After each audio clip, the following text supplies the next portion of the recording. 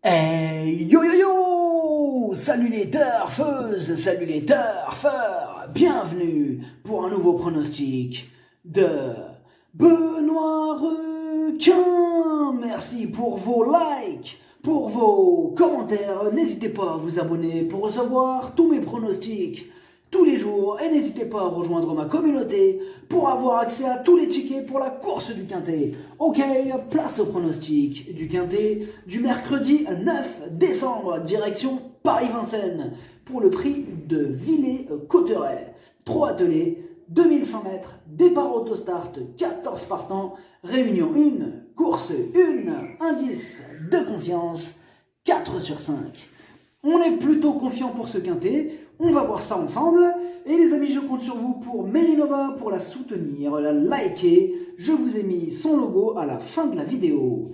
Petit retour sur le Quintet du mardi 8 décembre. Ah, il n'était pas facile ce Quintet, mais on s'en méfiait. Je vous avais mis un indice de confiance d'1 sur 5, du plat, de la PSF. Tout était réuni et puis ils se sont réunis.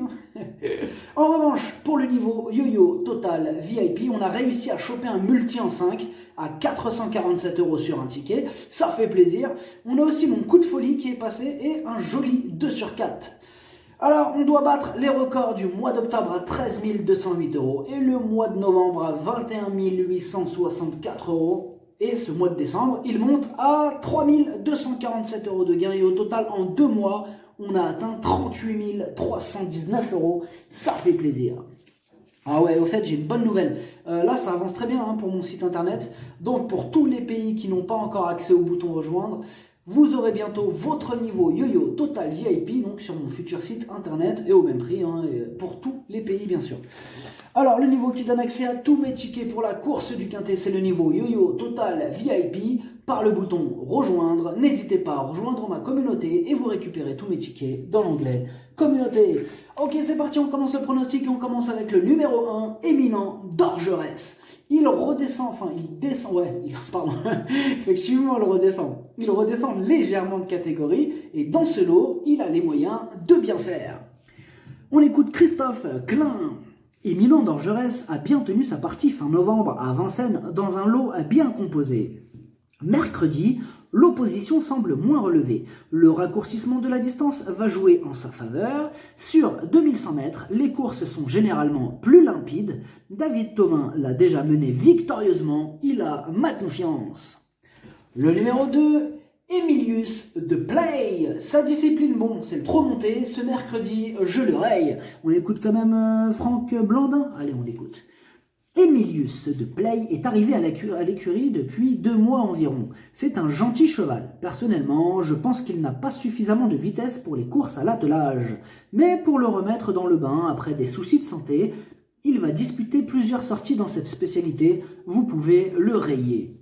Le numéro 3, Deus Ex Machina. Ses 11 dernières courses, aucune fois à l'arrivée, et surtout, bien sûr, 9 disqualifications. Là, on a vraiment besoin qu'il nous rassure, même si on sait que c'est le genre de cheval qui, quand il va arriver à grosse cote automatiquement. Donc évidemment, pourquoi pas dans un champ réduit, parce qu'il va arriver, il va pas rien faire toute sa vie. Mais le problème, c'est quand. Et ça peut être ce mercredi, donc attention. Attention, pour l'instant, c'est sûr qu'on regarde sa musique, on n'a pas envie de lui faire confiance, mais peut-être dans un petit champ réduit, ce sera pas un luxe.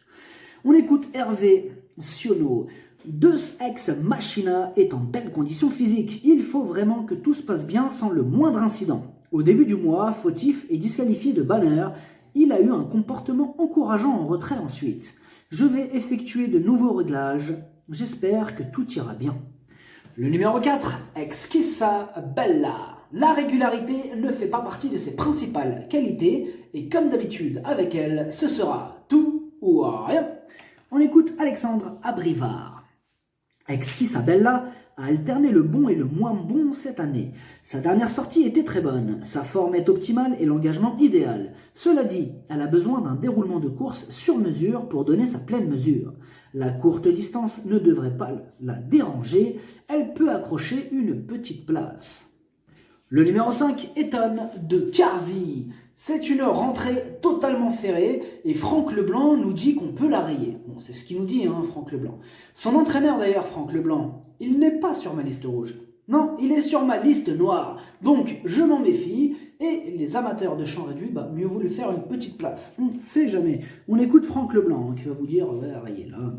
Eton de Carzy avait aligné les bonnes performances avant d'être volontairement arrêtée cet été. Elle n'est pas affûtée pour cette rentrée après 4 mois d'absence. J'ai mis Franck Nivard à son sulky parce qu'il la connaît bien et il la drivera lors de ses prochaines. Mercredi, vous pouvez l'écarter. Le numéro 6, Eamon Cruz. Elle est archi régulière, elle fait quasiment toutes ses courses, bien sûr qu'on la garde. On écoute Nicolas Brideau. Eamon Cruz s'est bien défendue tout au long de la ligne droite, en dernier lieu en allant de l'avant. Mercredi, elle aura uniquement des œillères coulissantes et les ordres seront d'attendre. En classe pure et sur un bout, elle est meilleure qu'Hitshot Jocelyn. Je lui maintiens ma confiance. Le numéro 7, Hitshot Jocelyn. Il a le défaut de partir au grand galop de temps en temps, mais s'il reste sage, il peut en faire souffrir plus d'un sur sa route. On écoute encore du coup Nicolas Brideau qui nous présente le 6 et le 7. Alors pour le 7, Hitshot Jocelyn vient de profiter d'un bon parcours. Décalé à l'entrée de la ligne droite après avoir pisté, il s'est imposé avec brio. Il sera de nouveau muni de plaques devant et d'un bonnet fermé. Les 2100 mètres sont parfaits pour ses aptitudes. Avec un bon parcours, il va disputer l'arrivée. Le numéro 8, Hugo Linast. Alors lui au contraire, il est extrêmement régulier, il a été préparé pour cette course, il s'annonce redoutable. On écoute Santo Molo. Hugo Linast a affronté une très forte opposition à Monte Giorgio et il a répondu à notre attente. Elle est toujours aussi bien et se plaît sur 2100 mètres de la grande piste. Elle sait démarrer rapidement, elle est au mieux de sa forme, c'est un bel engagement, elle est capable de disputer les premières places. Le numéro 9, Effigie Madric. Elle est sur la montante et pieds nus pour l'occasion, il y a de la revanche dans l'air, attention, attention, on écoute Alexandre Abrivard. Effigie Madric a eu le droit à un petit break après l'été. Elle s'était élancée au galop pour sa rentrée et manquait de conditions lors de sa plus récente tentative. Elle va se présenter dans de bonnes conditions pour ce bel engagement. De plus, elle apprécie les tracés réduits, je la préfère à Exquisa Bella. Le numéro 10, Eureka Dufossé. Elle enchaîne les échecs et ses statistiques à l'enseigne et sur ce tracé, c'est vrai qu'ils ne sont pas fameux. Il y a d'autres chevaux qui nous présentent de plus solides garanties. Le numéro 11, Havberg's Knight, lui aussi reste sur 2 échecs. À ce niveau, clairement, sa tâche se complique. Il n'aura donc pas le droit à l'erreur pour espérer accrocher une place. Il guettera la moindre défaillance des chevaux en vue. Il sera à l'affût. On écoute Arthur Le Portier. Havberg Knight est arrivé en bonne condition depuis la Suède il y a 8 jours. Il a eu le temps de s'acclimater, il devrait s'adapter à la grande piste. Par contre, il ne détient pas de marge.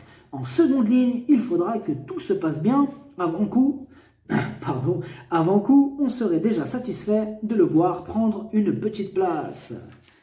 Le numéro 12, Gustafsson. Il a la pêche. Il a remporté ses 3 dernières courses et il va tenter d'en aligner une 4e. On écoute Jérôme Enguerda. Gustafsson reste sur plusieurs faciles victoires, notamment la dernière à Chartres dans un bon chrono. Il est toujours aussi bien.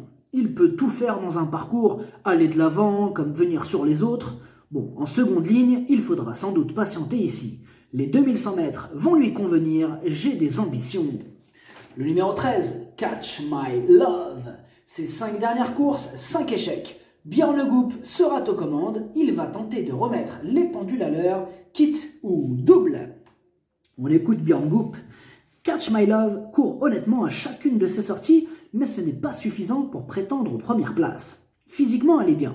Certes, elle s'élance en seconde ligne, mais elle est dans sa catégorie. Il faut que tout se passe bien pour qu'elle puisse faire l'arrivée.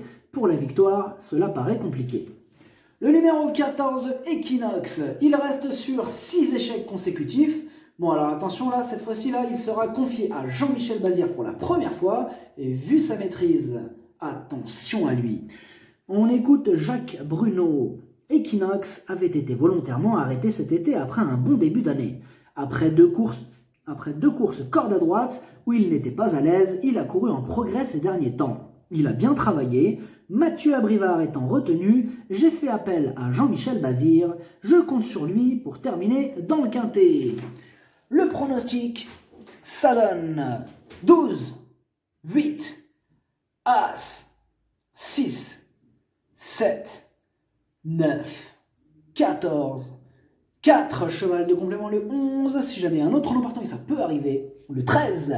Merci d'avoir suivi cette vidéo, n'hésitez pas à vous abonner pour recevoir tous mes pronostics tous les jours et n'hésitez pas à rejoindre ma communauté pour avoir accès à tous les tickets pour la course du quintet, à jouer avec modération. Bonne chance, chopez-le moi, ciao.